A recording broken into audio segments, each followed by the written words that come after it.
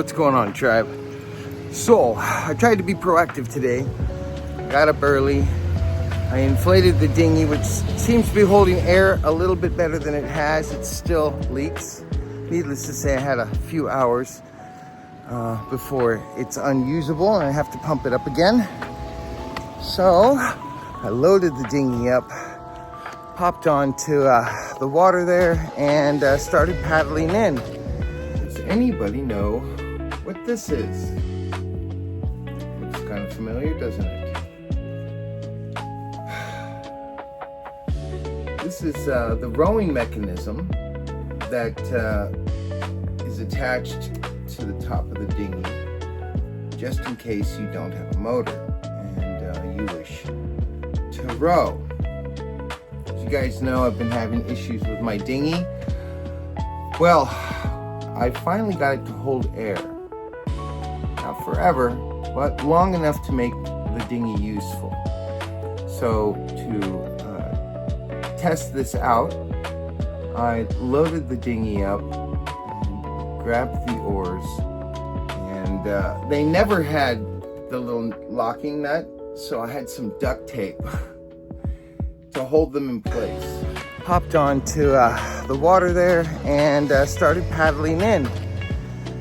About midway through, the entire rowing system completely disconnected from the dinghy itself. I almost lost both the oars and the little hinge that attaches to the boat.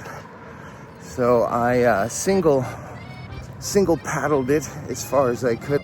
I timed it right with the ebb and flow of the tides here, getting it just as it was going into slack tide, so I wasn't fighting a current. And I figured the tape would be good enough.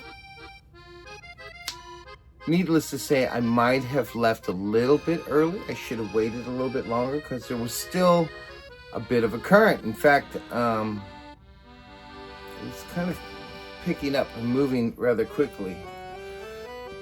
No worries, I figured I would just go straight out from the boat and let the current take me in towards the marina, get into the safety of the marina, and continue rowing about my day. And the plan was working. I was about midway across. As I was going across, obviously the current was taking me down as I had planned. And this bad boy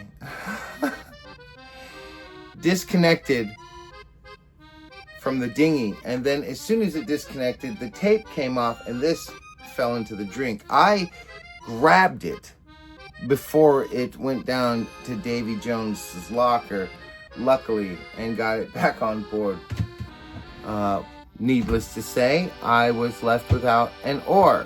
So I quickly pulled the other oar off and started doing the single oar canoe style paddling. But by this point, the marina that I wanted to get to, I had already floated past. I did manage to get into Carlos Slim's back end of his yacht, big, massive yacht. Carlos Slim is a billionaire, by the way, guys.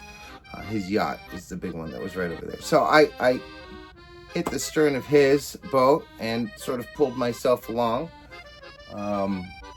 Made my way into the marina, not very gracefully, but I made it, soaking wet. And then luckily someone along and picked me up, which was really nice of them.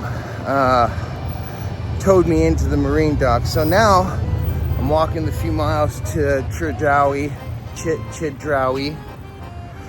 to get some more groceries and things. Hopefully when I get back, I can find someone to give me a tow back out to the boat. More importantly, hopefully when I get back, my boat is still floating. Oh boy.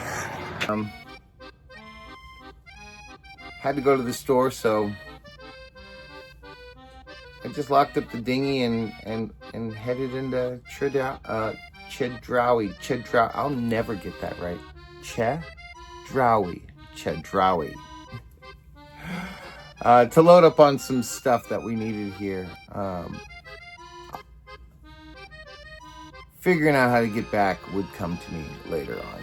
Actually, it was a really nice couple that had just got in from Panama, and apparently their autopilot, just as soon as they got through the Panama Canal, apparently their autopilot went kaput, and they had to hand steer the whole way. It was just two of them.